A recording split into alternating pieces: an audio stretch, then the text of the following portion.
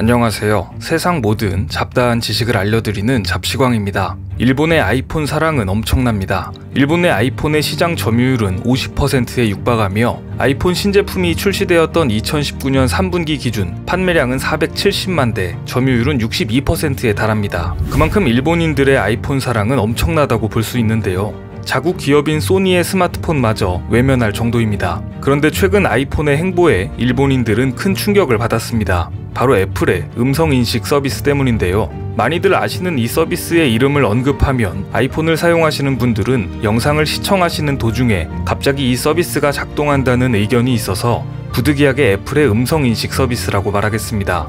사건은 한 일본 네티즌이 5월 5일 트위터에 글을 남기면서 시작됩니다.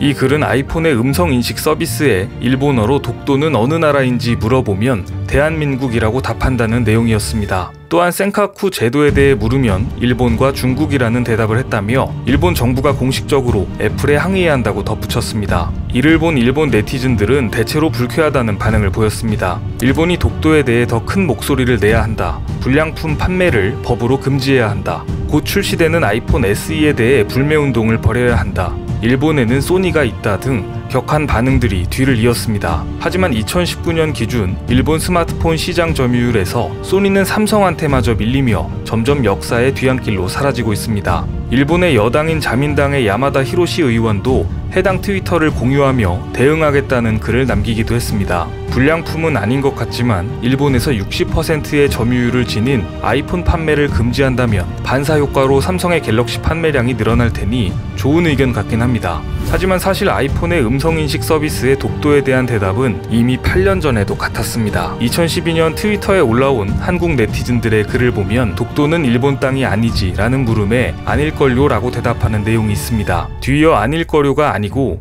아니야 앞으로도 그렇게 알고 있어 라고 말하자 예 라고 순순히 응하는 모습이 나옵니다. 아이폰의 음성인식 서비스는 온라인 백과사전인 위키피디아의 정보를 기반으로 사용자의 질문에 응답한다고 알려져 있습니다. 따라서 2012년 출시된 iOS 6 버전부터 독도는 일본 땅이 아니며 대한민국 영토라고 답을 한 것으로 알려졌습니다. 8년째 계속되는 일을 가지고 뜬금없이 지금 시점에 문제를 삼는 이유는 최근 코로나 사태로 일본 내 자민당 정권에 대한 민심이 흉흉해지자 일본인들의 분노를 한국과 애플에 돌리려는 움직임이라는 분석도 나오고 있습니다. 한국 네티즌들은 이 같은 기사에 일본의 착한 불매운동을 환영한다.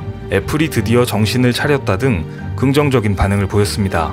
애플 측은 이 같은 논란에 대해 공식적으로 입장을 내놓지는 않고 있습니다. 하지만 한국 네티즌들 사이에서 애플의 음성인식 서비스에 독도가 어느 나라의 영토냐는 질문에 현재는 답을 하지 않고 사파리 검색 결과를 가지고 오는 식으로 바뀌었다는 주장도 제기되고 있습니다. 실제로 이전부터 애플 지도에서 독도의 명칭은 사라져 있으며 좌표를 직접 입력하고 확대해야만 독도를 찾을 수 있는 상태입니다. 우리가 지속적으로 독도에 관심을 가지고 글로벌 기업들에게 독도가 대한민국 영토임을 각인시켜야 하는 이유이기도 합니다. 여담이지만 갤럭시에 탑재되는 음성인식 시스템에서 독도가 어느 나라 영토인지 질문하면 위와 같이 지극히 정상적인 반응을 보이고 있습니다. 이유야 어찌 되었든 이참에 그들이 원하는 대로 일본에서 아이폰 불매운동이 일어나서 삼성과 LG의 훌륭한 제품들을 한번 사용해볼 수 있는 좋은 기회가 되었으면 좋겠다는 생각이 듭니다. 오늘 준비한 소식은 여기까지입니다. 앞으로도 전 세계에서 벌어지는 잡다한 이슈와 지식들을